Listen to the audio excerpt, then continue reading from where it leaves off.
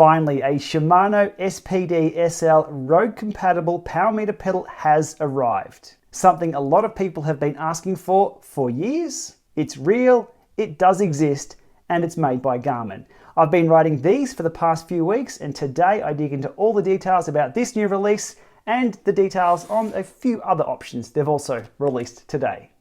So onto the new Rally lineup of power meter pedals from Garmin. Now these could have easily been called the Vector 4s or maybe the Vector 3.5s, but Garmin have chosen to step away from the Vector branding and start fresh with the Rally branding of this range. Now first up today, a quick history lesson on the Vector 3 pedal. Now easily the best looking power meter pedal out there, in my opinion.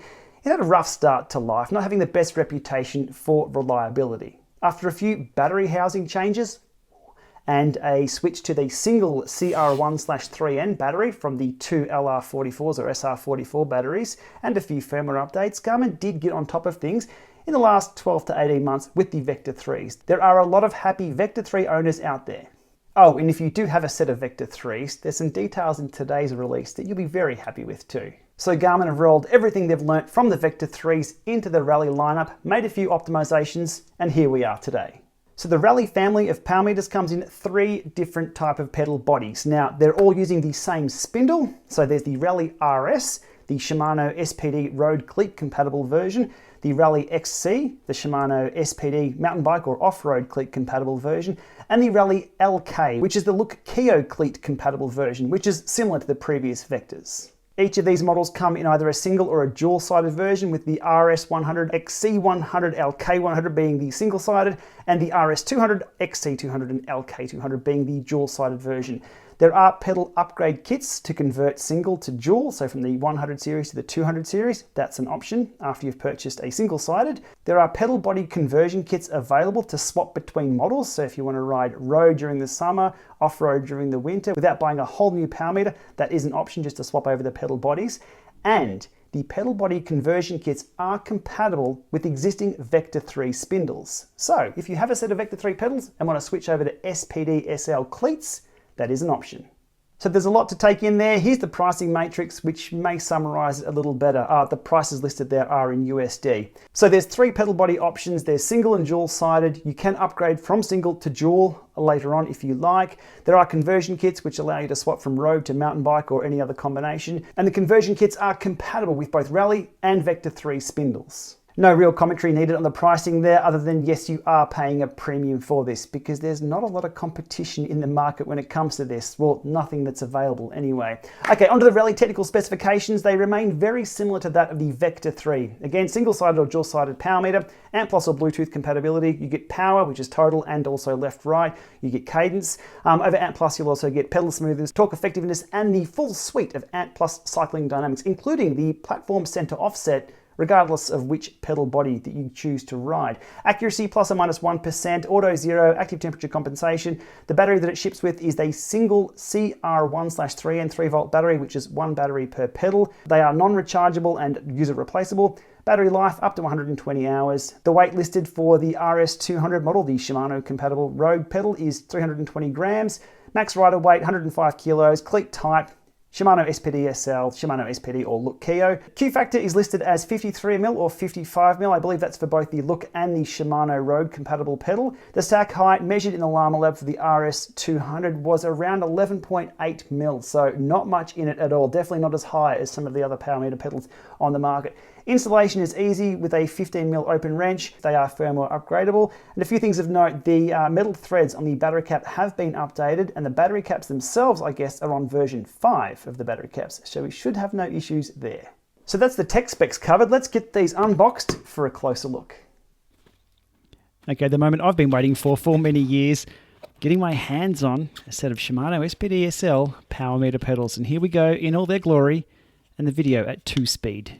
To try and save some time here. Also in the box, some cleats, some mounting hardware, some manuals, some additional seals and some spacers. Let's not worry too much about the manuals for the moment. I think we know what we're dealing with. Let's have a closer look at the goods. Okay, so in the box here, we have some non-Shimano cleats. Now I believe these are 6 degrees of float, but they are not Shimano cleats. They're definitely Shimano compatible. These are the ones that I definitely like. 2 degrees of float, blue cleats, big fan.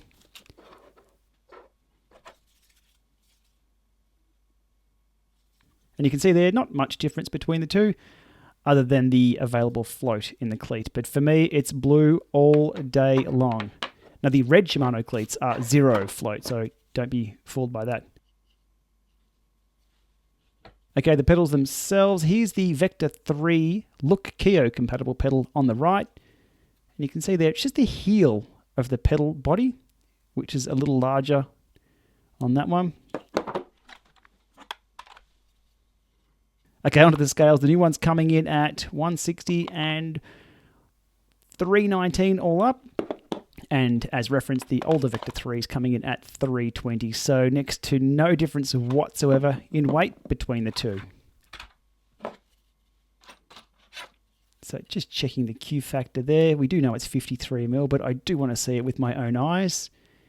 Looking pretty good. And as referenced, the older one, the Vector 3 is exactly the same. Let's have a quick look at the battery that ships with the Rally RS. And it's the single battery supplied. And what appears to be updated housing. And we can see there metal threads on both the pedal body and the battery cap housing. So they should be rock solid outside. Now the pedal's a little stiff, just like the Vector 3s. But I suspect they'll loosen up over time, over a few hundred kilometers. But something to note, they are a little tight early on in their life. Okay, the supplied 2mm spacers if required, and some additional seals, and the mounting hardware. And the question you're no doubt asking is, what do the cleats weigh? Well, let's have a look at that. Coming in at 50 grams for the Garmin supplied cleats, and only 37 grams for the Shimano Blue official cleats. So I think I'll be going with those. And while we're here, let's have a quick look at the Rally XC conversion kit, which will ship with the pedal bodies and the end caps, but no spindles, because I will be using the ones from the RS. So we have some end caps and some seals, some mounting hardware and some cleats. Throw those back in the box just for now. Let's have a look at the pedal bodies, which I'll be mounting very soon.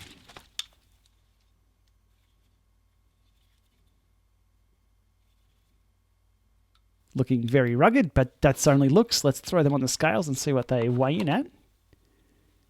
157 and 312 just for the SPD compatible pedal bodies. They'll go on the bike in a couple of weeks' time. Having used the Shimano SPD-SL system for years and years during racing and training, only switching away from them in recent years so I could use pedal-based power meters, it was nice finally clipping back in and riding with these. I'm a huge fan of the SPD-SL Blue cleats with 2 degrees of float. They're wide, they're stable, and they snap in and out nicely. So as a pedal, the Rally RS performs as expected. But the most important part about this product is it's a power meter. So how does it perform as a power meter? Let's look at the data. Okay, here we are at my favorite website on the internet, the DC Rainmaker analysis tool, where we can compare multiple power meters as an overlay and see how they stack up. Indoors, stacking up very, very well. So we have the Kicker 5 versus the Powdermax NGco versus the Rally RS. And to be honest, nothing much to report here at all. It is happy, happy days in the Lama Lab. So the first 20 minutes, warm up, short sprint, stopped, and a 0 offset performed into the Lama Lab Test steady state, short, 250 or 200 watts into 250 watts into a sprint, and you can see there, no major separations, everything looking very, very happy. 227, 226, 225, all within spec there, within less than 1%, I guess. We'll dive a little closer into the sprint, indoors, and we can see peak power, all looking pretty good. Of course, there's going to be a little bit of separation. These things measure power all in different spots, and it's only a very short sprint, but peak power wasn't wildly out. What's that? 1181, 1154, 1153. All looking good. Into the overs and unders, the short little erg mode test. This is effectively a Lama Lab test of the Kicker 5. It does pass. And we can see here the overs and unders, 350, 150, into the 450s as well. 238, 238, 237.74, all within a watt for that section through there of the overs and unders. All looking really, really good. And finally, a few short, sharp, hard accelerations, little spikier, out of the saddle, sort of throwing things around. Well, the bike is upright. And then just riding along, all looking good there, 170, 172.5, 173. So there's no question there, the data coming from the Rally RS indoors, absolutely brilliant. Quickly diving into the Cadence, we'll just jump into this little section through here. The Kicker 5 just underreports Cadence by a little bit. Other than that, everything else is fine, as to be expected there. It is 1 for 1 with the PowerMax NGCO and the Rally RS. And finishing up this happy story of indoor power with the mean max power graph here, and look at that. All looking really, really good indoors. Now, indoors, there's no wild temperature variations, there's no vibrations, and there's no angles of the bike swinging around to deal with. 3 things that are present outdoors, and that can be a problem. So outdoors, where the conditions are sometimes less than favourable.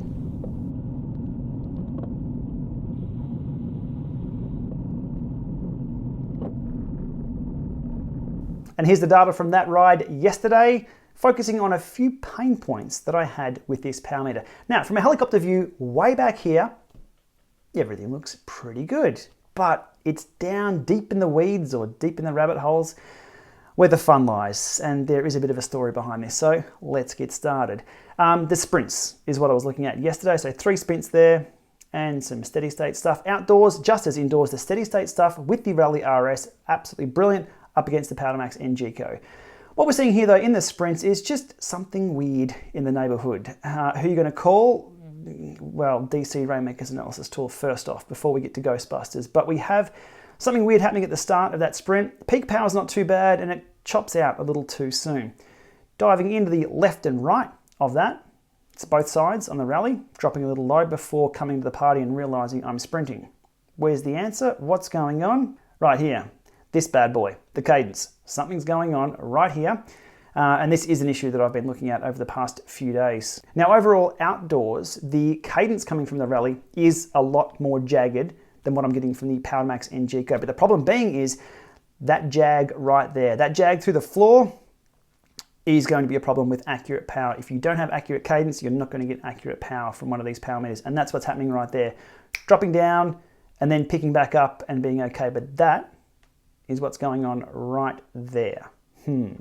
Not the first time I've seen this happen, and it's a lot better with this newer firmware, but the sprints are a little bit out through my testing. Sprint number 2, and again, pretty bad conditions outdoors.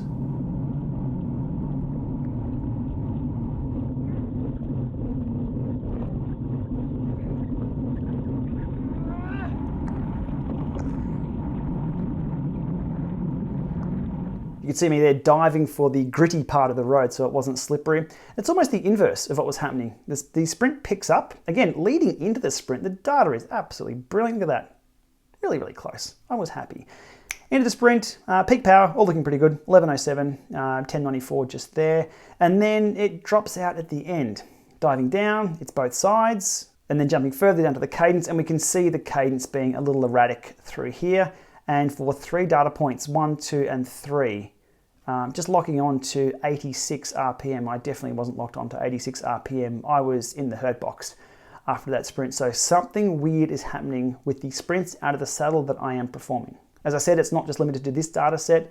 It's happening for a few others as well. It's getting better with the recent firmware updates, but still not quite there. 3rd sprint in the saddle. Yeah, it was getting ugly outdoors and very slippery, so I stayed in the saddle for this sprint. Little digital from both, I must admit. It does miss the peak power, and then the Rally RS does drop down.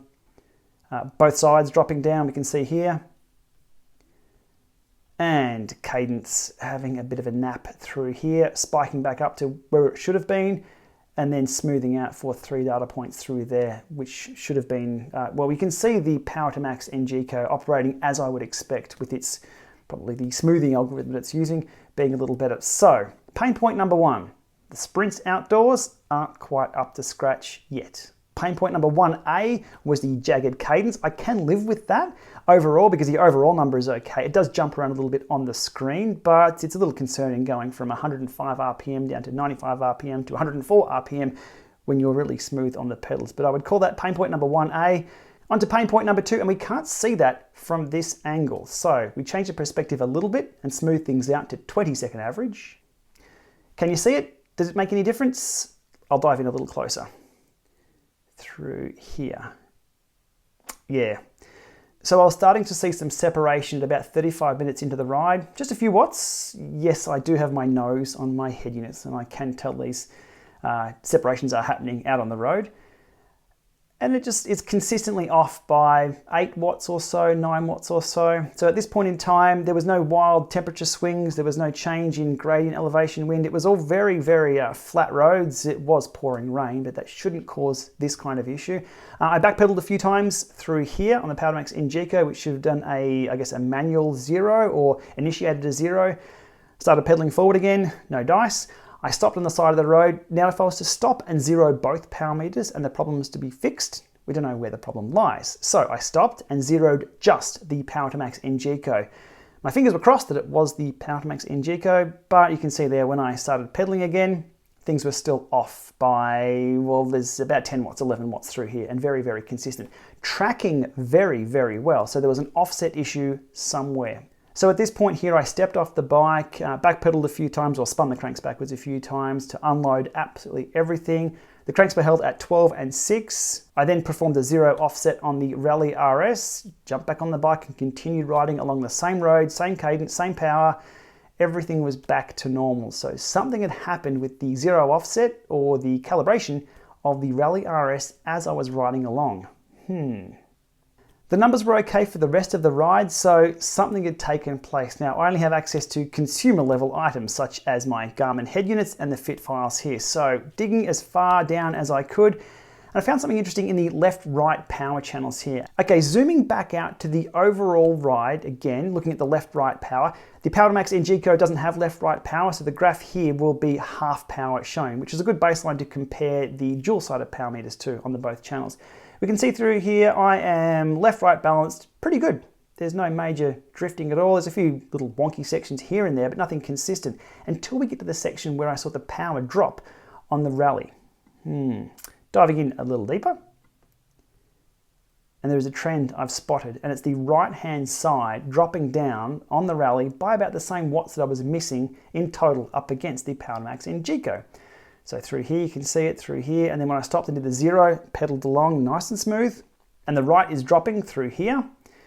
Again, stopped and 0'd the Power2Max Engico. Again, the right side of the Rally is still dropping consistently through here. Again, tracking very well, so I am smooth, but one is just offset a little bit, and it's the right-hand side. When I stopped and 0'd the Rally RS, everything came pretty much back into line again as you'd expect. It'll never be perfect, but it will never be as wonky as we're seeing back here when something took place. So with the 0 offset performed and everything being okay post that section of the ride, something had happened on the right-hand side. Well, that was my conclusion with what I could see. That has been handed over to Garmin. They are looking into it, so stay tuned on this. I don't know. If this was expected behavior, if this was part of the bedding in process with either a newer firmware or something like this, it needs to be documented so we can communicate that with people that they may see this. These are the kind of level details that you won't see if you're riding just with the one single power meter. If you drop, say, 8 watts, you really won't know, especially halfway through a ride. You might be feeling a little lethargic, you might be feeling a little good. You don't really know, plus or minus 8 watts. Now, I guess if you're at threshold, you might, but again, you could be having a good day. One thing this will impact is left-right balance too, so that's a concern. Yeah, power meters are hard, and dual-sided power meters are even harder. Some interesting data there from my test rides, and I can confirm I'm in daily communication with the team at Garmin, and they have been very, very responsive to my feedback, providing me some ideas and test cases to continue testing and some additional firmware. So I'm sure there's going to be a follow-up on that very, very soon. So based on questions that I expect to come through on the Rally and what I've already read floating around the internet, here's a quick Q&A I've put together that might answer some of those questions you have. First up, so with all their extensive testing, why is your outdoor data looking as it is? Well, the answer is I don't quite know. My testing protocol is solid and proven, and as I've mentioned, the team have been very, very responsive to my feedback, providing me test cases and additional firmware to test. So that's a good thing. Stay tuned on that. I can only assume the majority of their claimed 200,000 kilometers of testing was done using the Rally as a pedal, testing the durability of the bearings, the design, the wear, data reliability from the single source of data. Power testing may have been primarily lab focused on their end. Again, I'm only guessing. Comparative testing with other good known power sources may have only been a fraction of their testing. This kind of testing though is my primary type of testing that I do, and I really had to dig into the weeds to find out where this thing stumbled. So in short there, I don't know, but as I said, stay tuned on this one. Next up, a common statement online: Vector 3 suck, so Garmin suck. As mentioned earlier, the Vector 3 did have a troubled start to life. First impressions do count, so let's see how these perform once they're out in the hands of more people. Many, many more people. Durability of the off-road version, well, to be tested. I guess really to be tested. There's one thing to have a test pool, there's another thing to have a product on the market. Garmin said they've tested them extensively.